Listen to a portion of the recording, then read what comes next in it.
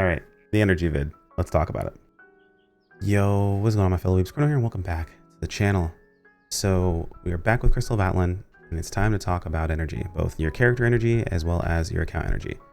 How should you use it? How does it work? And where have things been a bit incorrect as far as community is concerned? But before jumping out from here, as always, my name is Chrono. Usually we cover PS2, but we've been covering some Crystal of Atlan recently, and the support has been absolutely insane. You guys are speedrunning towards that 10K mark, so if you aren't subscribed, I'd very much appreciate you pressing that little button. It does help us out going towards that goal. Like if you enjoy the video to help YouTube push this out to more people in the algorithm itself. And if I happen to miss anything because I am new, I am learning as time goes on, feel free to mention in the comments below. I don't like spreading misinformation. If I'm misinformed by any way, shape, or form, by all means, please, please, please let me know. I'll be more than happy to make a correction. Either way, enough yapping. Let's get started.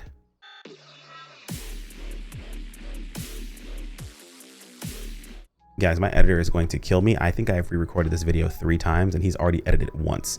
So yeah, there's a lot of things that I've learned about energy over time, and there's ways that you can actually use it properly. And it's going to depend on the individual and how you actually want to build yourself up. So just keep that in mind, that not everything may apply specifically to how you play the game.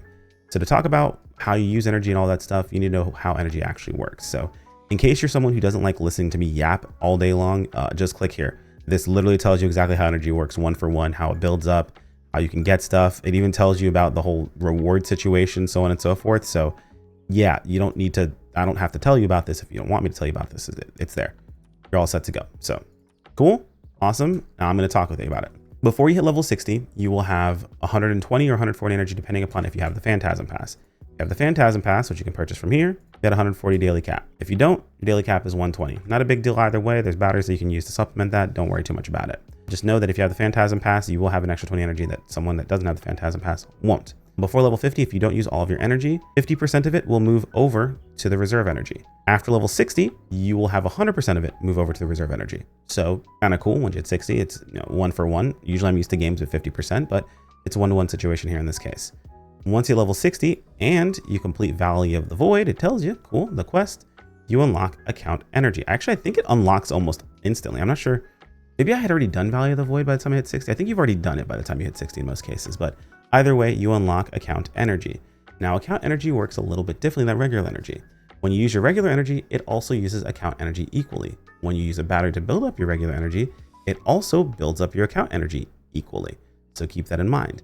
Things that you have as far as rewards are concerned, you do not get the same for account energy as you would for regular energy. So when you're looking at, let's say, for example, Abyssal Purgatory, if we look at the account energy rewards, we can see it's just a bunch of this pink here. But if we look at all rewards, we have a chance at getting our class specific set pieces.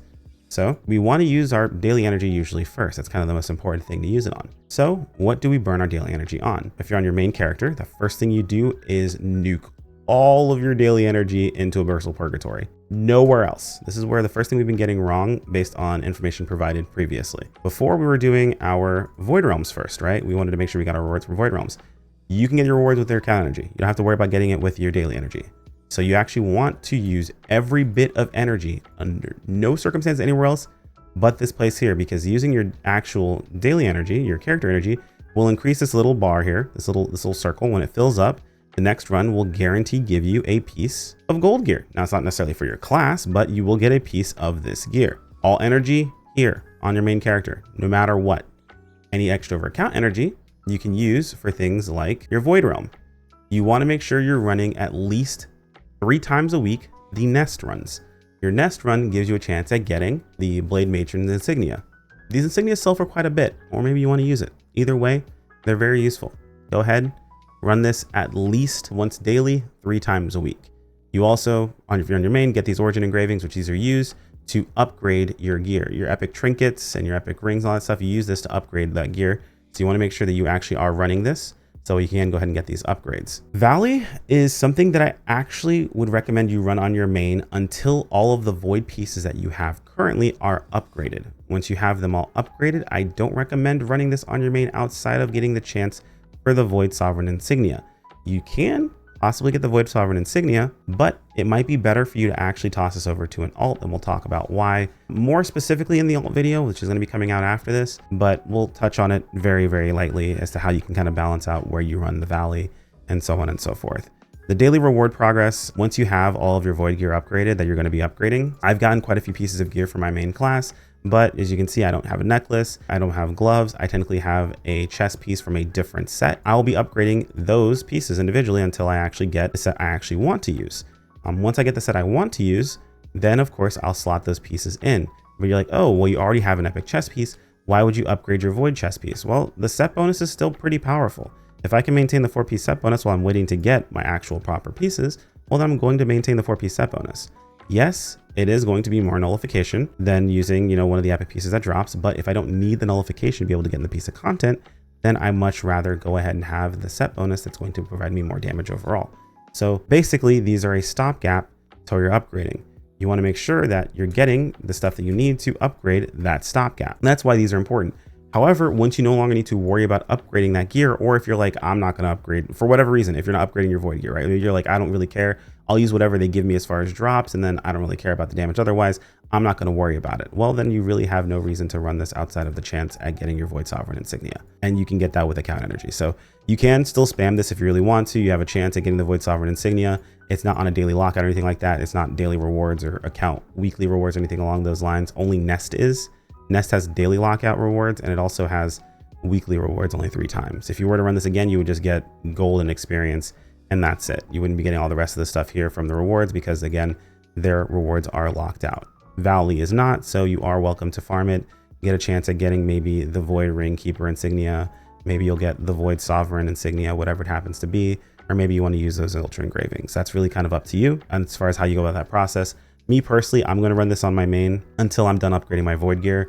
And then I might run it on my alt to maybe upgrade Void gear a bit, but that's just because I actually want to play one of my alts. So it's just one of the situations where it might be worth doing just for that reason. Or if nothing else, maybe to try to get the Sovereign insignia. That's also a chance at dropping. But that's only going to ever be with account energy, never going to be with my regular energy, only ever account energy, and that's it. And of course, we have Nest. Nest you're going to run 3 times a week. Some people want to do Ravine daily, or they want to do it on their alts and things like that because of the hyper engravings. These can be sold. However, if they don't sell, all you did was make 31K. If they do sell, however, you made 100K, which is pretty solid. And to be perfectly honest, 31K is about what you make off of everything else anyway. So if you want to try running this at the end of all of your account energy and all that, everything else you've done, it's fine. But keep in mind, they only have a chance at getting the Chaos Breaker insignia. If you really care about getting the best insignia you can, I would recommend doing Valley instead. But while you're able to get a hyper engraving at least once per day, you could go ahead and knock out this and then sell the hyper engraving. So up to you at the end of the day. What about after that? What if you've already completed that sort of stuff? What about my energy on my alts and things of that sort? Well, your alts are going to be the same thing. We're going to talk about this more in the alt video specifically, but your alts are also going to be spamming out Abyssal Purgatory. You're like, well, I don't care about my gear on my alts. Transferring gear is really difficult. Or maybe you're someone's like, oh, but what about if you get, you know, gear for your main on your alts? Maybe we can transfer it. Transferring gear from your alts to your main requires a very specific stone that you need 10 of a smaller rarity of stone that you can only get about 14 a month from what I've seen. If you aren't lucky, if you are lucky, you might be able to get a couple extra via the Wanderer's shop. So you need 10 of these. I'm actually going to show in the top-up shop. It's easier to show it really quick here. But you need this item here, this advanced transfer stone, which you need 10 regular transfer stones to create an advanced transfer stone. And you can get advanced transfer stones from topping up. This is like 150 bucks here of worth of top up. This is like 8K. So this is $80 worth of top up, but you get, of course, from this is a cumulative reward. And then of course they give you the point shop you can spend. So going through the cumulative reward, eventually you will hit this amount too. So you could just go through it this way and, you know, get extra transfer stones this way as well.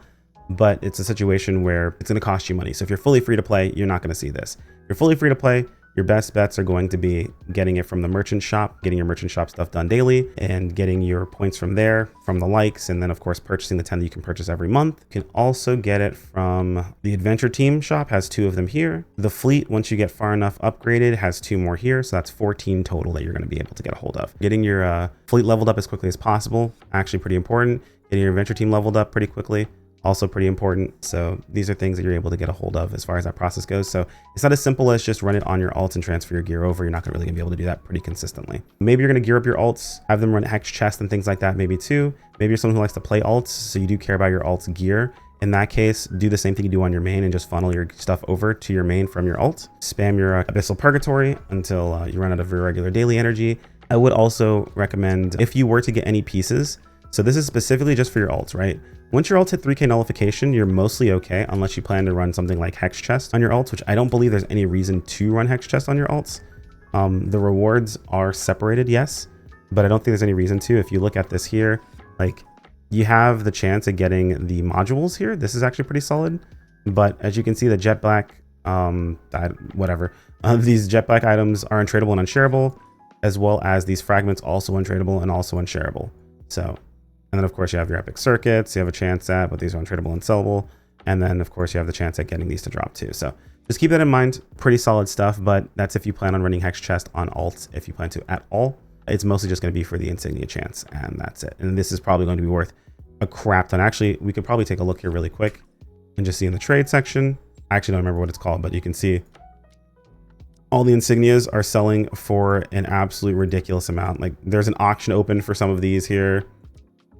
Oh, that one's not that expensive. Okay. But yeah, you can see the insignias tend to sell for quite a bit. So you can decide, realistically speaking, if that's something you're pushing towards. Honestly, I don't think my alts are going to be pushing past like 3k nullification, and then I'm going to be just funneling everything into my main and running everything on that, realistically speaking.